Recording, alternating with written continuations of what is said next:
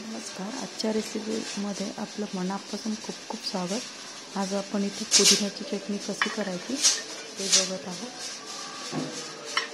पुदिन्याच्या चटणीमध्ये भरपूर प्रमाणात C vitamins आहे, जे की इम्युनिटी बूस्ट करून ऋतूतील आजारापासून आपल्याला दूर ठेवते व जेवणाचा स्वाद वाढवते. त्यासाठी इथे डाळ, खोबरं, हिरव्या मिरच्या, लसूण, दही, धणेपूड, जिरे आणि मीठ असं साहित्य घेऊन इथं बारीक करून घेतली आहे. या पद्धतीने आता हे एका भांड्यामध्ये काढून घेऊया. मिक्सरमधलं थोडंसं पाणी टाकून मिक्सरला लागलेलं सुद्धा याच्यामध्ये घेऊयात व मिक्स करून घेऊयात. इथं आपण सगळी चटणी कटोऱ्यात काढून घेतली. आता इथं तेल गरम करून खमंग अशी फोडणी तयार करून घेऊयात. त्यामध्ये मोहरी, जिरे असं घेतलं. हे क्रॅकल झालं की यामध्ये एक लाल बेडगी मिरची घेतली. त्यामुळे चटणीची चव अजून छान लागते. आता ही फोडणी आपण या चटणीमध्ये घेऊयात.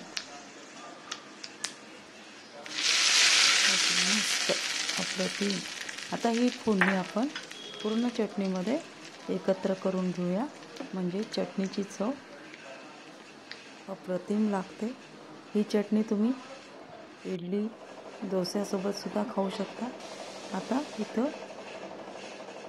2 चमचे गव्हाचं पीठ, 1 चमचा ज्वारीचं पीठ असं घेतलं आहे.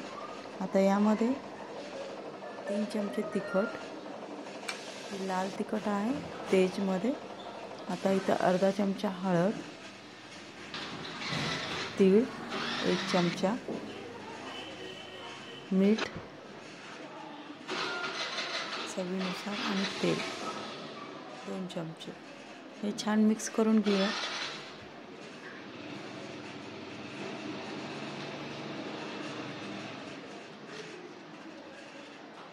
चवीनुसार मीठ घेतलं. आधी मिक्स करून घ्यायचं, म्हणजे सगळीकडे आपले मसाले लागतात. आता थोडं थोडं पाणी करून घट्टसर उंडा तयार करून घेतले. आता वरून तेल लावून घेऊयात. या खुसखुशीत पुऱ्या तयार करतोय आपण. आता इथं पुऱ्या लाटून घेऊयात. या पद्धतीने पाहिजे तो आकार तुम्ही करू शकता.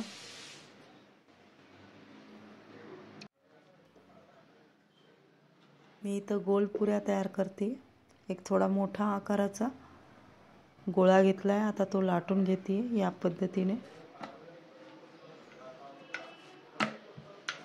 सगळीकडून एकसारखं छान लाटायचं. आता एका वाटीच्या साहाय्याने याचे आकार तयार करते. असे दिसायला पण छान दिसतं आणि खायला पण खमंग. आता हे आकार काढून घेते. एकीकडे तेल सुद्धा तापायला ठेवलं मी. आता हे तळून घेऊयात. गॅसच्या मीडियम फ्लेमवर खरपूस असं तळून घ्यायचं, म्हणजे चवीला खूप छान लागतात ह्या पुऱ्या. ही रेसिपी तुम्ही टिफिनसाठी सुद्धा देऊ शकता मुलांना. हे पहा, इथं अशा तळत आहेत ह्या पुऱ्या. मस्त. आता ह्या दोन्ही साईडने तळून घ्यायच्या, लाल कलरला येईपर्यंत, म्हणजे छान तळून तयार होतात.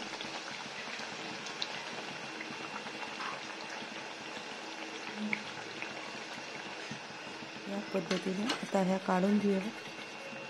जर ही रेसिपी तुम्हाला आवडली असेल तर लाईक आणि शेअर करा. सबस्क्राईब करायला विसरू नका. मस्त खा आणि स्वस्त राहा.